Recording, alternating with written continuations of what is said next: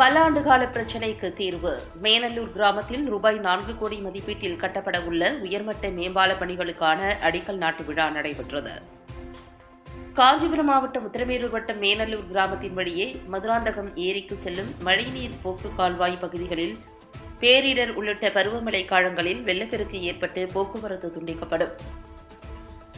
பல்லாண்டுகளாக கிராம மக்கள் உள்ளிட்ட பள்ளி, கல்லூரி மாணவர்கள் அவதியடைந்து வந்த நிலையில் அப்பகுதி மக்கள் உயர்மட்ட மேம்பாலம் கட்டிட கோரிக்கை விடுத்து வந்தனர். உத்திரமேரூர் சட்டமன்ற உறுப்பினர் சுந்தரிடம் கடந்த மாதம் அப்பகுதி மக்கள் மனு அளித்தனர்.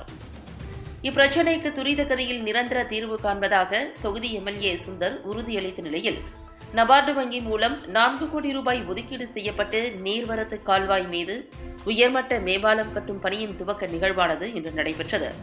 ஊராட்சி மன்ற தலைவர் சாந்தி கிருஷ்ணன் தலைமை வகித்தார். உத்திரமேரூர் திமுக ஒன்றிய செயலாளர் ஞானசேகரன், ஒன்றிய கவுன்சிலர் கலைச்செல்வி உமாபதி ஆகியோர் முன்னிலை வகித்தனர்.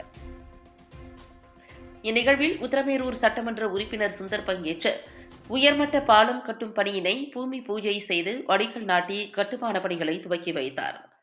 இந்நிகழ்வில் ஊரக வளர்ச்சித்துறை அலுவலர்கள், உள்ளாட்சி பிரதிநிதிகள், வார்டு கவுன்சிலர்கள், பொதுமக்கள் கலந்து கொண்டனர்.